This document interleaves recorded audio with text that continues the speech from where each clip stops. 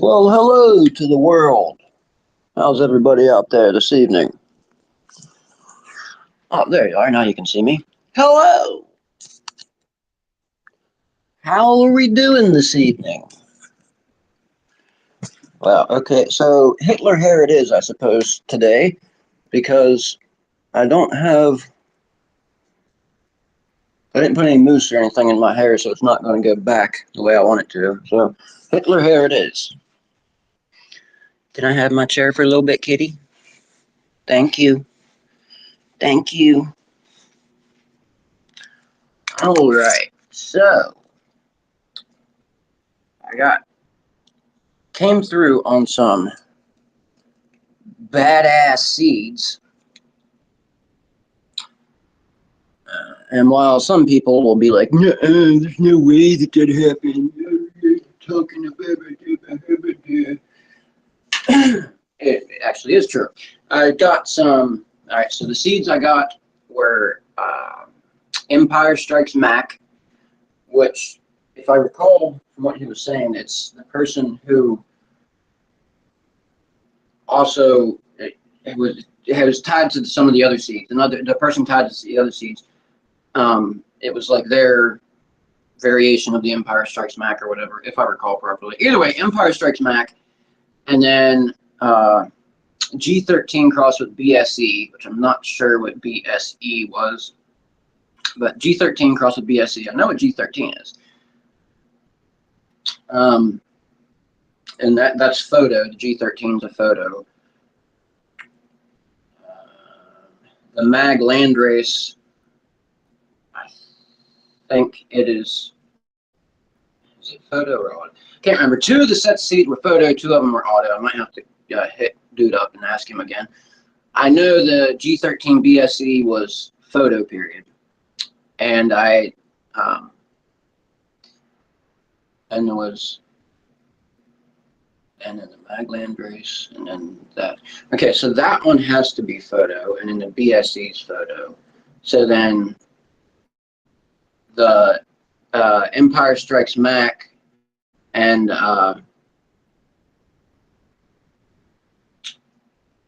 fuck. There's only four, and I can't remember four strains.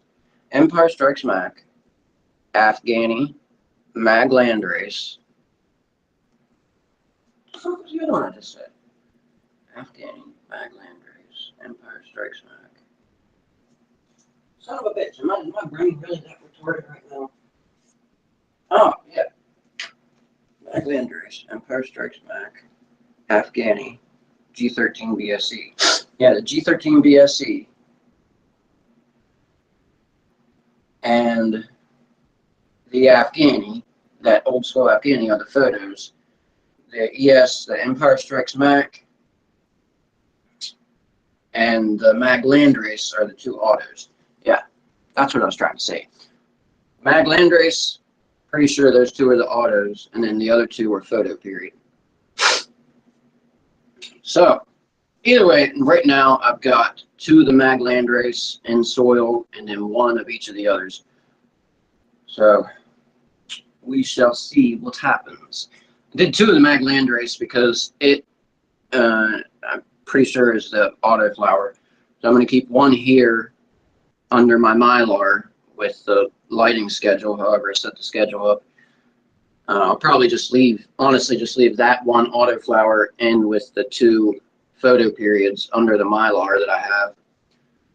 Because it's not exactly the size of a 3x3 tent, now that I've seen one in person, but it's close to that size. So I should be able to do 3 plants in there.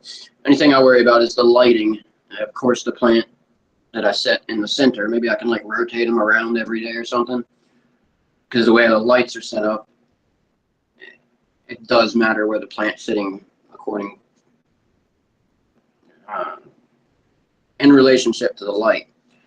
The way I have the lights up in there, because it's not just one central light, you know what I'm saying? I got multiple bulbs. However, there's not been any issues insofar as the lighting is concerned, as much shit talk as I've gotten from people on Facebook about using lighting that they can't even properly describe. People keep telling me, I've never seen a full CFL grow before. You know, the last time when I grew the Mac 4, I actually was using CFL lighting, and I showed it several times. Like, it's the spiral light bulbs that they replaced incandescent lighting with. You know how you said the real long light bulbs, those ones, yeah, they replaced those with the little spiral light bulbs. That's CFL lighting. But I'm using LED, quite literally what is used in grow lamps. I'm simply, I don't know, grow lamp, yes, I realize that the grow companies, they've maximized their lighting systems, and everybody believes that there's nothing to be discovered anywhere ever again because everything's already been found out.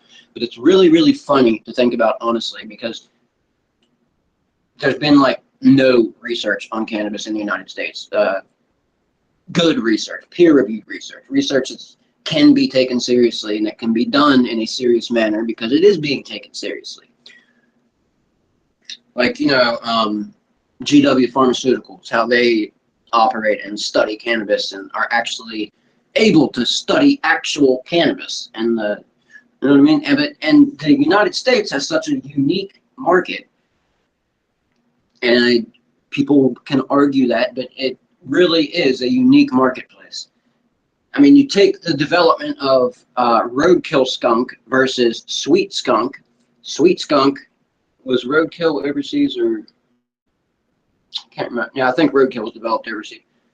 My thinking right there was that roadkill skunk, I can't remember which one was developed by Neville overseas and which one was done by the other dude here. I think sweet skunk came from here. Or did sweet.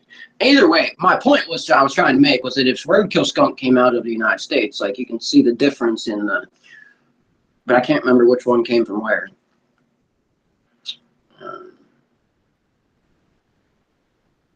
Anyways, that's an interesting little genetic tale too, about skunk. Whether sweet skunk, roadkill skunk. Sweet skunk, I believe, is the one that's still around, but roadkill skunk got fucking bred out of existence through feminization and all of the insane breeding techniques that growers do now. And the one really cool seed that I'm really excited about, and I don't know why, because I'm not sure exactly what I'm going to do yet, but I'm excited about it either way.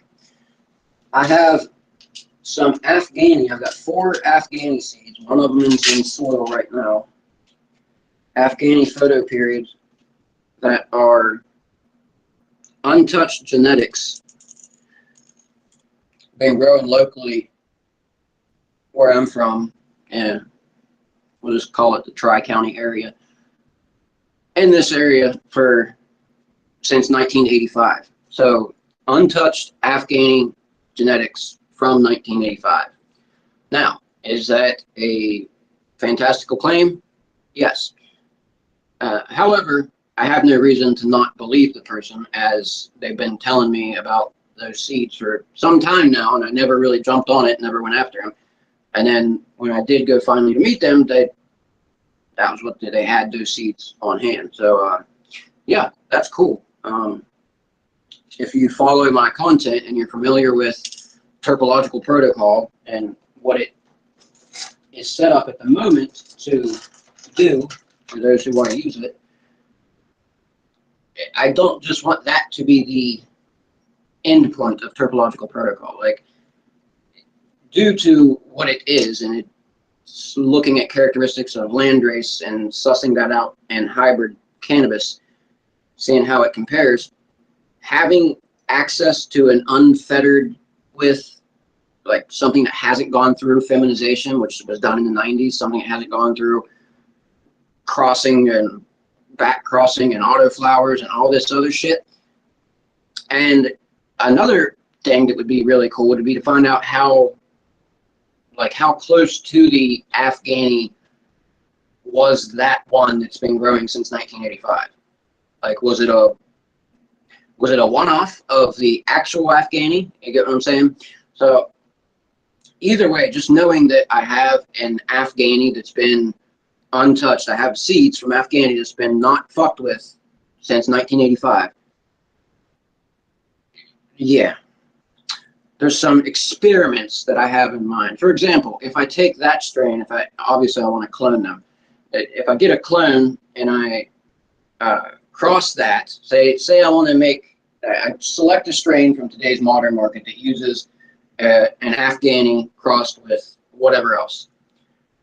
I select that other strain, say I'd use one of the ones that I have here, so ESM, Empire Strikes Back, or with the other one, G13 BSC. So one of those, and I take and cross that over the Afghani and compare what the modern example of that with a modern Afghani, just out of this market that we're in now, compared to what that same strain is like crossed with the older 1985 indica.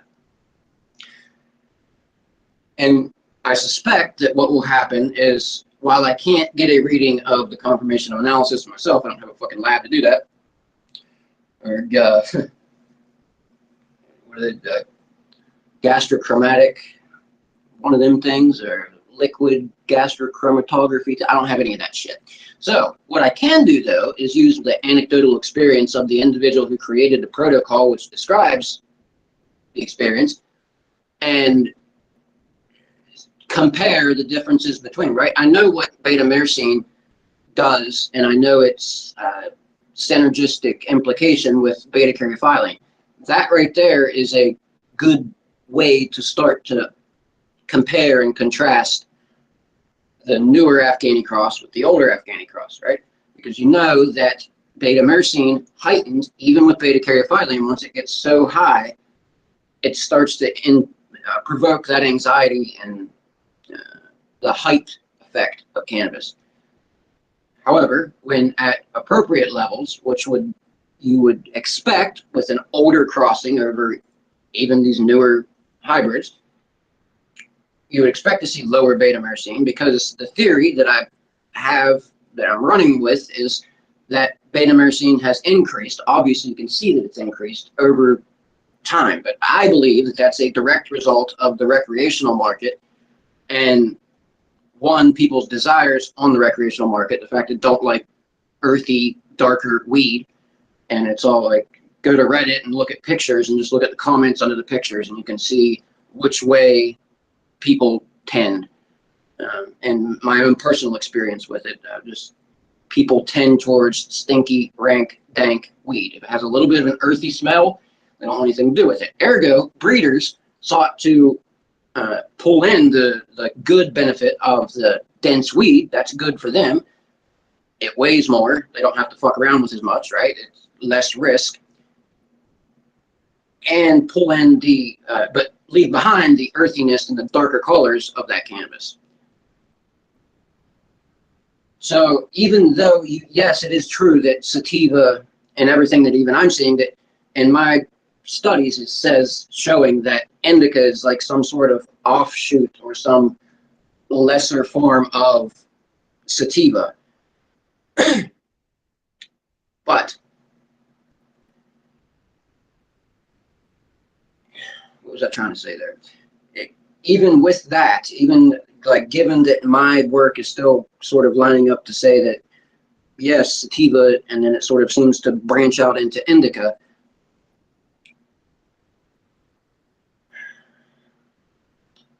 I can't remember what I was trying to say. I was on the line of thinking like about crossing the older Afghani with newer genetics. It'd be also very interesting to do. It's all kinds of things you could do. You could take an older, if you could stumble into some older hybrid genetics, or even more ideally, see how you could take, I've got 4 of those seeds. Ah, man, what if you could get one? If I could get one of them to go male, it would almost feel like a wasted seed, though. I don't know if I'd want to do that, but what if, like, you know what I mean? Get some fucking pollen from a male. I need to do a little bit more research, because honestly, I'm not that educated on the, like, what happens there. What if I take a male pollen and I pollinate the buds on the female, yes, I know I'm going to get seeds, but are those seeds viable? How do I know if they're viable? Are they female? I did learn something interesting from dude I was talking to about the seeds. A hern, when it throws seeds, you can put a pretty safe bet that a large majority of the seeds from a hern will be female. Which I found that interesting because people are always talking about how shitty it is when you're planting herms, and obviously you don't want a bunch of seeds instead of buds, but if those seeds can actually be grown, then it's not as much of a waste as at least I previously thought it would be. Apparently, somebody was in a very bad accident at the end of my road, and I passed away in the accident. Something about somebody got into an argument at the convenience store and left. And I've been talking about it to my girlfriend, and every time I stop to pull into my road, Penton Road, people come flying up behind you, and there's barely enough room on that shoulder there to actually pass on the right. And up here in Western Maryland, cops don't ticket for passing on the right. Like, I know down in Baltimore and shit, you can't do that. But the roads up here, there's no areas that are designed where literally the only thing that can happen is if somebody's turning and making a left. If there's somebody in the other lane attempting to make a right-hand turn while you're going around the person on the right, that's the bad left-hand turn. So you got somebody in the opposite lane going to make a left-hand turn across the vehicle in front of it that you're attempting to go behind. That's one of the main reason why you're not supposed to fucking pass people on the right when they're turning left. What this person I suspect did, though, was due to what I can see out there, it went to pass the person who was turning, went to pass them on the right, and there's a tree very close to there. And the thing is, the pavement, it's just wide enough for some vehicles to cross to go on the right side and your tire not to slip off the edge of the pavement. But if you're going at a high rate of speed, not paying as much attention as you probably wanted to be, and you fall over that little edge and it pulls you just a little bit, and you're at, again, high speeds, tires, high speeds, gravel, going into it at an angle, it just rips you right off the fucking road and into the tree. There's not too many other circumstances that could happen from that situation besides the car being essentially pulled into the tree. Very similar, like if you've ever been in snow in the wintertime, if you hit where the snowplow goes, where they push the snow off, don't hit that. Your car will get sucked into it like a fucking vacuum. So I say those things, like, some people are like, yeah, dude, common sense, right? But I literally just seen a fucking reel yesterday or today where a dude was on his crotch rocket, like a nice, probably 40, I don't know how much crotch rockets cost, expensive ass looking fucking bike, right? Sitting there, doesn't know what to do. He broke down, and a biker pulls up. Like, you can tell he's a legit biker. At least his bike looked a lot more legit than the crotch rockets. Not that a crotch rocket biker is not a legit biker, but many kids ride those. And you could tell that was this situation because he said, "Did you try to bump start it?" He's like, "Yeah, but I can't get something about the gear." He's like, "Would you try it in second?" He's like, "Is that what you got to do?" Okay, well, if you don't know, first gear, it's a very hard turnover. So if you let go of the clutch in first gear, it's hard to get. When you jump start the dirt bike, what you want to do is pop the clutch. And when you pop the clutch, that makes the gears go doop, doop, doop, doop, and sort of gives you that initial, what would be pull start, right? Where you pull start the mower. Well, what you're doing there is taking it through several of its cycles so that it catches itself and just keeps going. That's what you're doing when you jump start a bike. You pull the clutch in, you go forward in second gear, sometimes third. You can jump in. Third's easiest to jump in, honestly, but second will do it. Put it in second and roll forward And once you got speed, enough speed that you can, when you pop the clutch, throw your ass down onto the seat real hard and grab traction into the ground, all those things together allows the to and you start up, right? Because it pushes you through those first couple cycles and it just keeps going. This dude had no, like, that's a basic, it sounds complicated, but it's very basic as far as riding dirt bikes, riding four-wheelers, how to get your vehicle started, your dirt bike, if fucking, I don't know, crank start gets ripped off or whatever the situation is, how to get it started and how to shut it off without the buttons, without the normal shit. And you could tell, like, he was really, like, when the dude helped him and they finally jumped it, they were like, woo, acting all crazy. Like, guys, wow. You're riding around that nice-ass fucking crosswalk, and you, like, they would have gotten a tow and got the bike towed out for some, I don't know, maybe they can afford the huge bill, but nonetheless, it was a needless bill for something that is very easily fixed. And one person could have jumped that bike. You just stand beside it, push it along, or go to a fucking little tiny hill. It doesn't take much. Like, it takes a few feet and somebody with enough ass to push the tire into the ground whenever you pop the clutch. Which I suspect might have been part of their issue, in addition to the fact they weren't even in gear when they were doing it. And I know that he wasn't in gear when they were doing it, because when the guy walked up and asked him what was going on, he's like, oh, blah, blah, blah, blah, blah. He's like, all right, well, and I seen the dude hit it when he went to put it in gear, he pushed down one click. Okay, so when he pushed down one click, the guy says, all right, well, you got it in second. So he pulls up one click and then up one click again, which means he was in neutral. Usually very common gear, like the gearing on a lot of dirt bikes is 1 down, 4 up, 1 down, 5 up. Very common.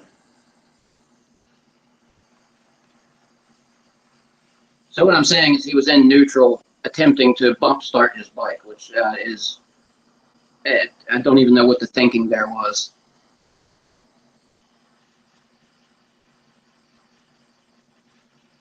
I'm a very analytical person, and when I think about things, I run through like very minute details of things. So when I think about bump starting a motorcycle, I'm thinking like, yeah, the engine's kicking over and the magneto is rolling over, right? So you get that magneto going and get it catching into its own sort of perpetual motion. That's idea. But it's not, because it's a gas engine, right? You're just starting it.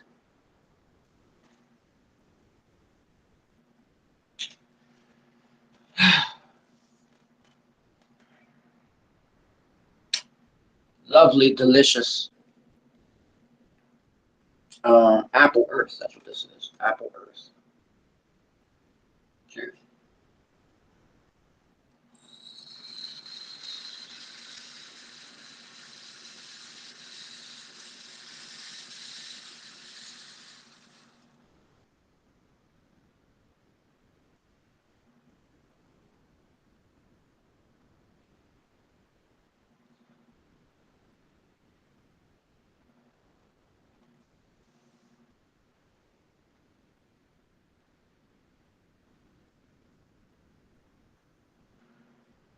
Oh,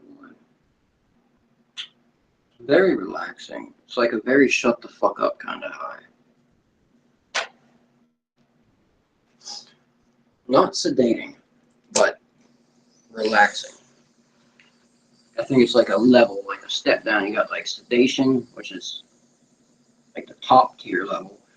And you have relaxation, calming, step into sedation, you know what I mean?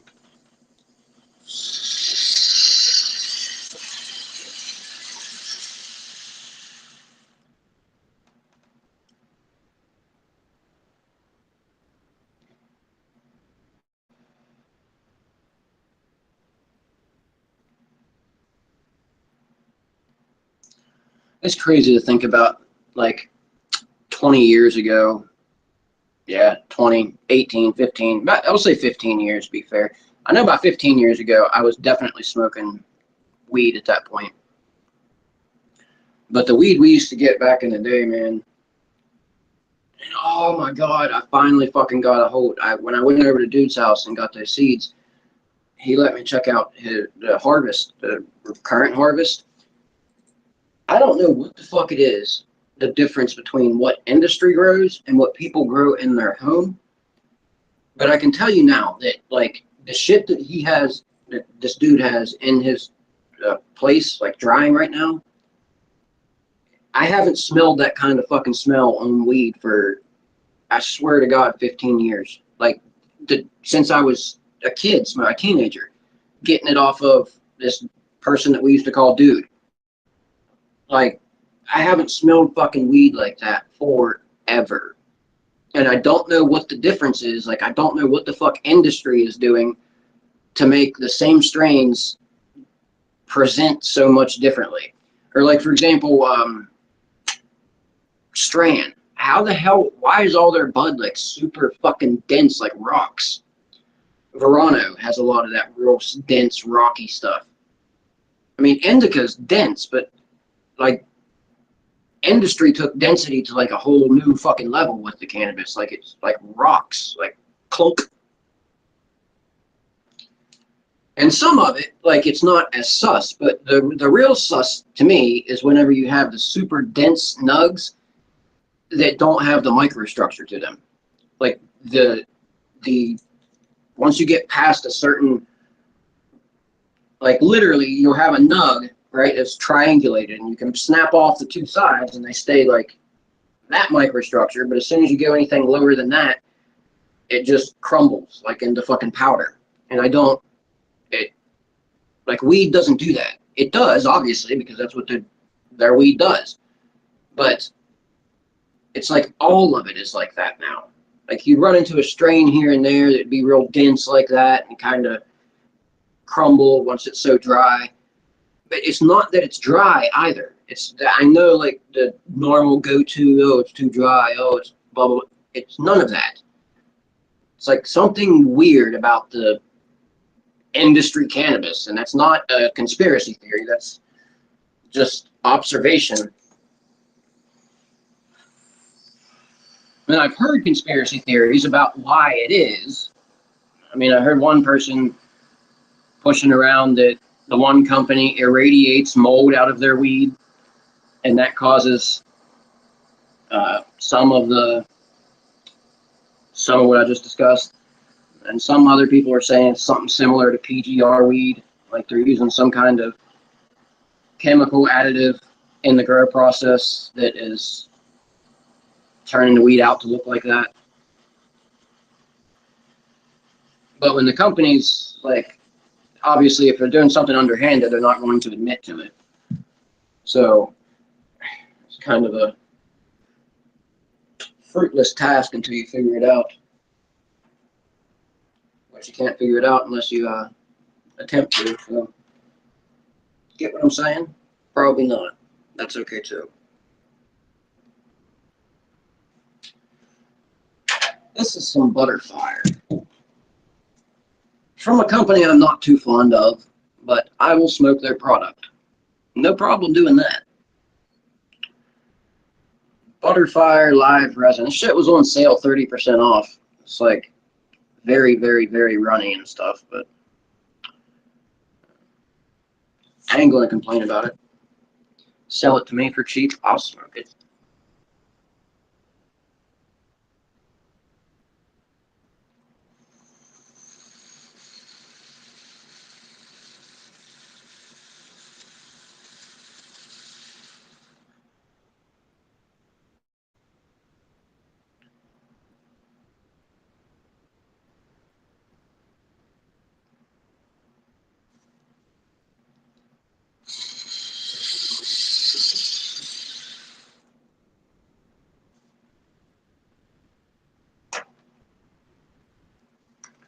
Oh my, delicious. So good. See, when you don't chaz the shit out of your banger, then you don't have to worry about coughing for 30 minutes every time you take a dab. I know that's some people's issue with dabs. They seem very strong and make you cough every single time.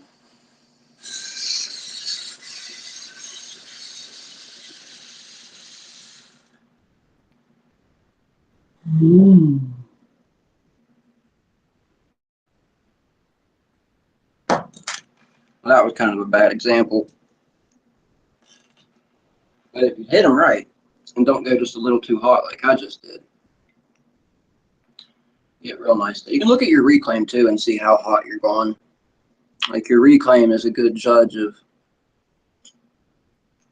You get super dark reclaim, then you're probably getting a little bit too hot because the residual heat that's flowing back through your intake is slowly activating that reclaim, so it starts to turn darker and darker. The lighter it is, the lower temps that you've been taking, essentially.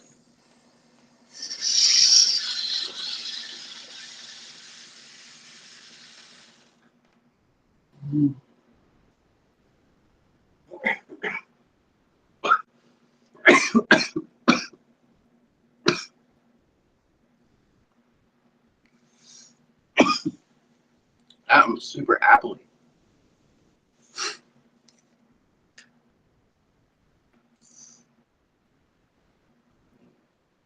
Why was that appley though? That wasn't the apple butter. Apple breath. Apple earth. It was like an appley. It was like an herbal burnt sort of apple. I think I thought apple because I just hit the apple earth, but that wasn't the apple earth. That was a butterfire. And it really wasn't. It wasn't like the fresh, sweet apple of the, like that fresh green apple of apple earth. It's more like an herbal burnt sort of sweet apple taste.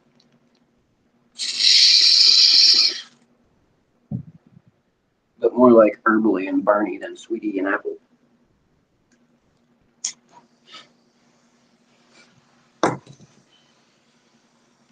Anyways, yeah, so I'm looking forward to these fucking plants popping. I can't wait. Finally get my hands busy with the cannabis plants again. Like seriously, I would not hate it at all to have to contend with like a whole fucking garden of cannabis plants. I would love it.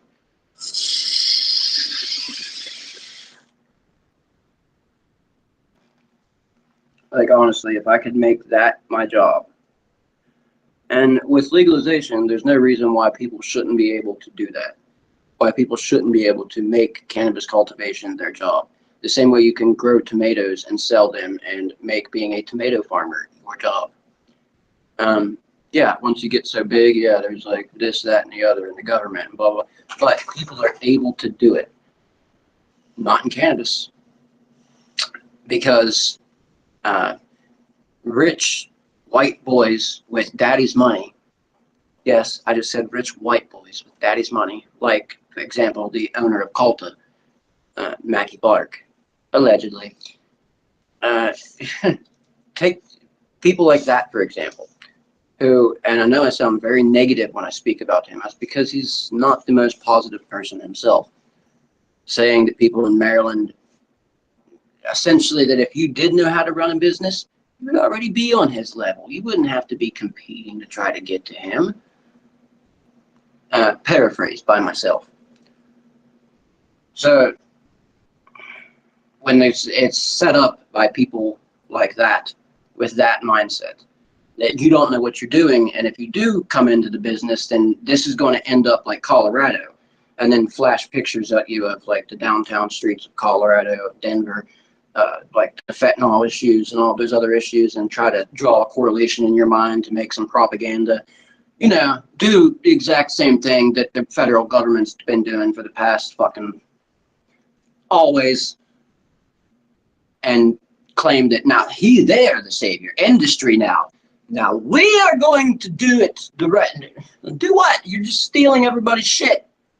You're stealing everybody's ideas and just doing it because you're allowed to. Oh, and that's the annoying part. Is like everybody fought for that. Everybody voted for that, for legalization. Yes, right? But I'm pretty sure that if everybody was told that the licenses for growing were going to be $50,000, that you couldn't get involved unless you had millions in your pocket, that you were going to have to hire businesses just to meet their diversity, equity, and inclusion fucking things, their DEI initiatives. You would have to hire companies just to write your shit for you so that you could meet their standards. That's insane. That's wild. And you have other states where you pay $500, $1,000. I mean, how the hell do they expect a business to get started? Especially a cannabis business. Where are you going? How do you have any money left when you're putting $50,000 towards the license? Okay, just initially, $5,000 for the chance to enter your paperwork into the lottery.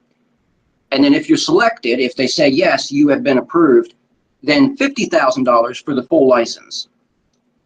All right, that's just that little piece of paper that has a 5-year moratorium placed on it already. And like, that's it. You haven't done anything. And you've already paid out, as I said, to those companies that you had to pay out to meet those diversity, equity, and inclusion inclusions that they put into everything. Because remember, this is the social equity market.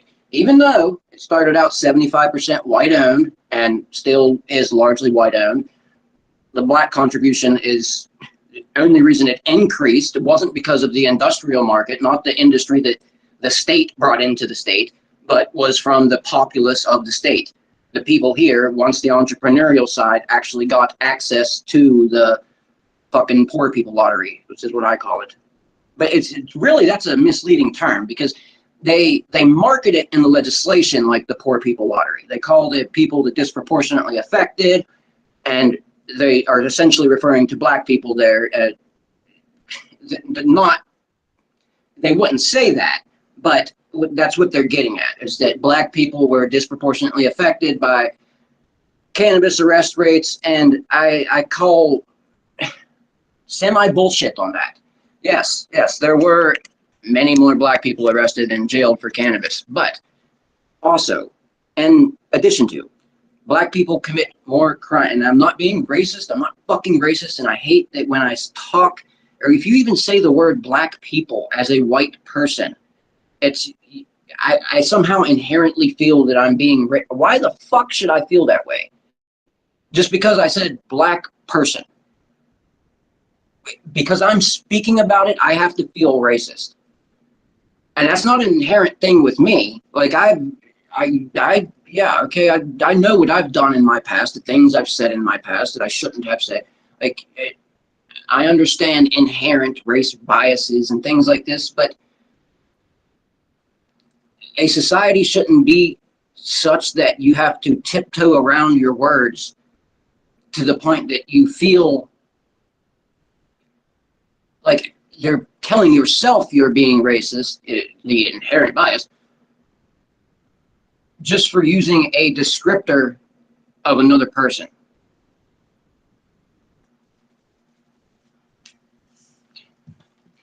So, yeah, anyway, and stuff. The social equity market, it's not, and I think I mislead a lot of people here too. When I say the social equity market is not real social equity, I am not advocating for real social equity, quote unquote. What I'm saying is that this is what they call real social equity.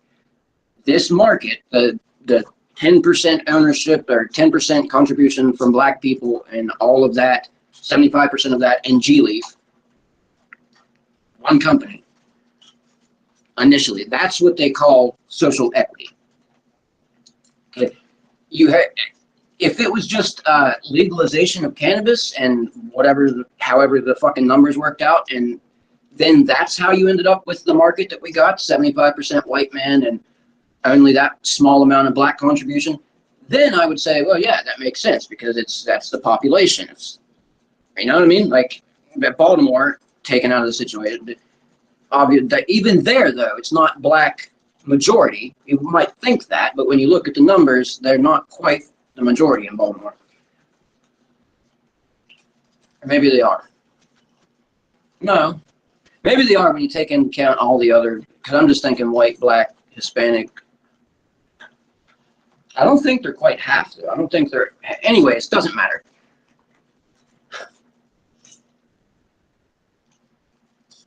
What fucking point was I making? See, I lose track of my points, and I can't do that when I'm talking about race things, or I'll leave a cliffhanger in some horrible racist statement.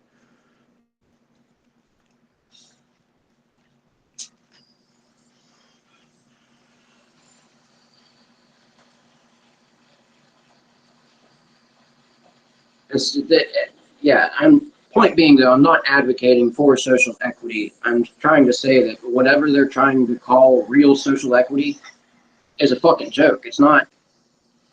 I mean, the first and only black-owned cannabis business by a Marylander has to operate underneath of an interstate multi-million-dollar venture. Like,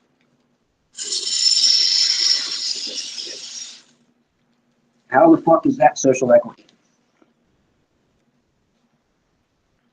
And what happened to the $1.5 million per dispensary that was given, or fucking 2.24 million, whatever it was, and then the state gave back another 1.5 million back to the dispensaries. So the owners of the dispensaries and the processing plants, they paid out up to I think it was 2.42 million for every dispensary and every processing plant in Maryland. And then that was the dual conversion fee. Okay, that was to make their medicinal license let them sell on a recreational market. Okay, it's essentially just to make the paperwork look good. That to do something physical in the real world to make the paperwork look good. You know how like here's a dollar, son. I bought your car or whatever. That tax work. Yeah, that kind of shit. Making it look good on paper.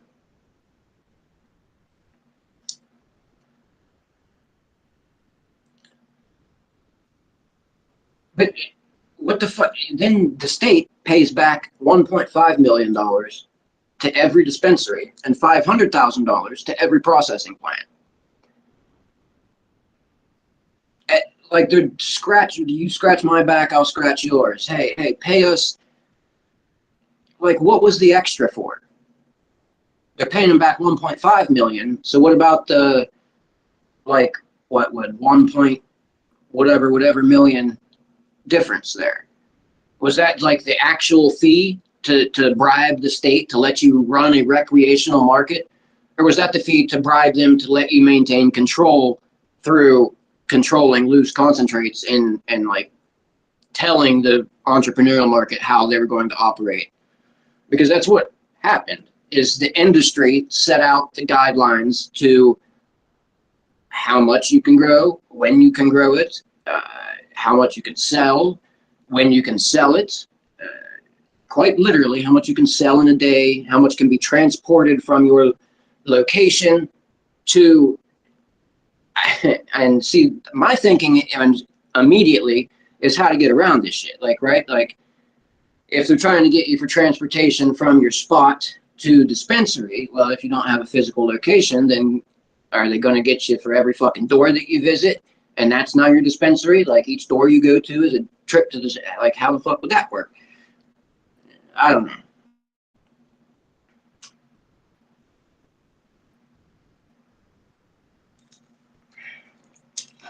Maryland has a really very fucked up cannabis market. Just put it that way. I love the product. I love talking about the product and reviewing it and all that good shit. But as far as how that product gets into people's fucking hands,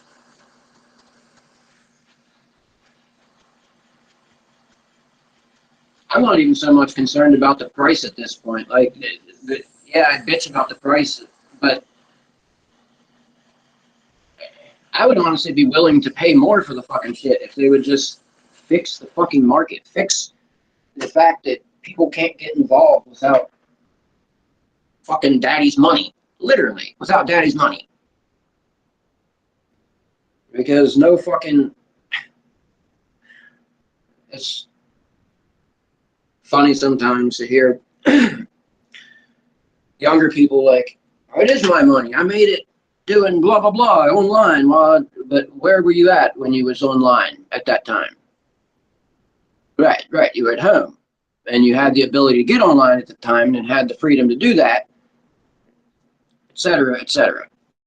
You know, boomer fucking lecture. Yes, I'm a boomer. Not in generation, but in spirit.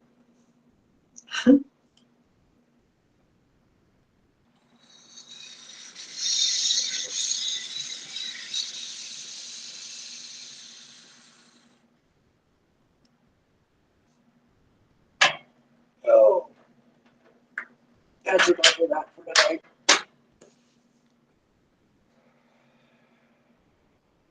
That will do me well. I'm out of RSO. I'm going to have to pick up some more RSO. I have to make a dispensary run very soon.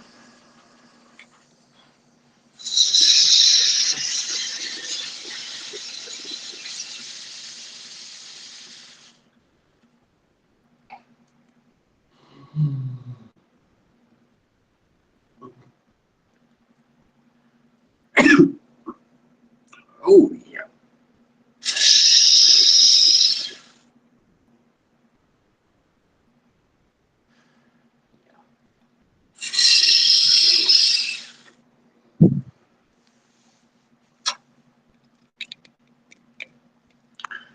That butterfire, it doesn't hit very immediately, like a one dab really doesn't do too much. You get that second and third one, starts hitting pretty hard.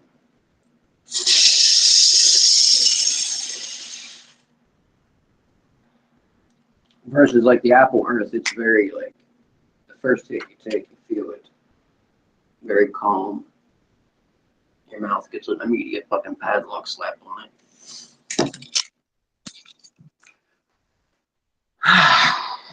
Anyways, hopefully I have some plants to show soon. Even if they're just seedlings, I'll be like, look at my seedlings! Take it easy.